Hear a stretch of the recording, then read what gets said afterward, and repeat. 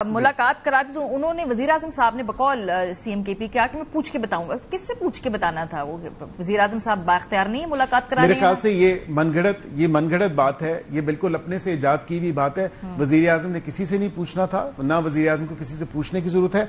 अलबत्ता ये खुद बात जो है उन्होंने बनाई और खुद बात बना के तो वो ये चाहते थे कि इस तमाम तर मामले के ऊपर इसको इस हवाले से सियासी जो है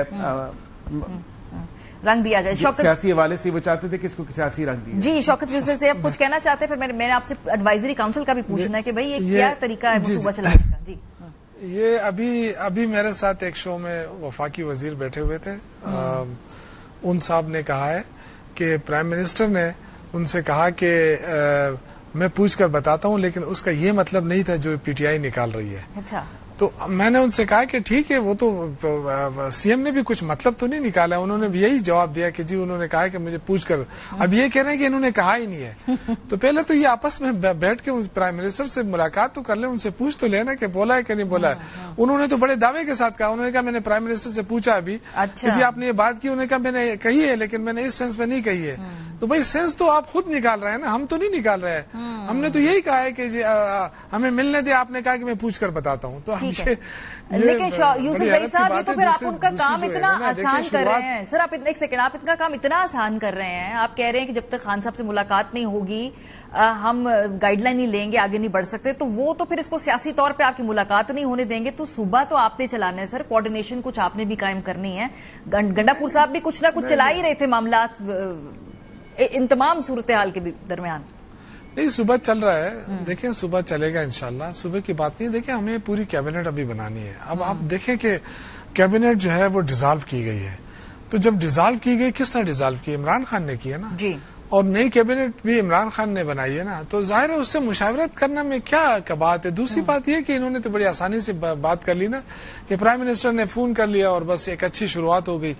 लेकिन आप मुझे बताएं कि जब इनकी नामजदगी हो गई थी, या क्या इतना गैर जिम्मेदाराना मुल्क है हमारा कि एक वफाकी वजीर उठ के और भी वजीर इत्तलात उठ के कहता है कि ये सीएम जो है ये दहशतगर्दों का सहूलतकार है और ये यानी अपने सिर्फ मकासद हासिल करने के लिए ये इतना बड़ा ब्लंडर जो किया गया है, या इतने बड़ी ज्यादती जो की गई, ज्यादती कहूंगा, ब्लंडर सॉरी ये लफ्ज मुझे नहीं इस्तेमाल करना, इतनी बड़ी ज्यादती जो उस बंदे के साथ की गई है। यंग लड़का है, लेकिन ऐसा नहीं है कि उसको कुछ समझ नहीं है, उसको बिल्कुल समझ है, सियासी नोआ उसको पता है। लेकिन ये उसको सहूलतकार करार देना, फिर ये कि फंडिंग लेना, अब साबित करे ना वफाकी हुकूमत। तो देखिए शुरुआत इन्होंने की, मेरे ख्याल से नहीं करनी चाहिए जो इस वक्त मुल्क के हालात हैं। हम तो देखो, हमने तो बड़े बड़े पत्थर रखे हुए हैं अपने दिल पे, जो हमारे साथ हुआ, जो पार्टी के साथ हुआ, जो अभी तक ये चल रहे हैं, जो अभी हमें आजाद डिक्लेयर कर दिया सारे मेंबरान को। हम तो देखे फिर भी गुजारा कर रहे हैं। लेकिन इनको चाहिए कि थोड़ा बहुत। लेकिन वे जो ये बात कह रहे हैं यूसुफ सईद साहब कि अगर आज इजलास के अंदर आ जाते तो मुलाकात भी हो जाती, वहां वजीर आजम साहब के सामने कहते कि ठीक है जी फैसले मैं लूंगा जब मेरी इमरान खान साहब से मुलाकात कराएंगे। स्पेस नहीं छोड़नी चाहिए।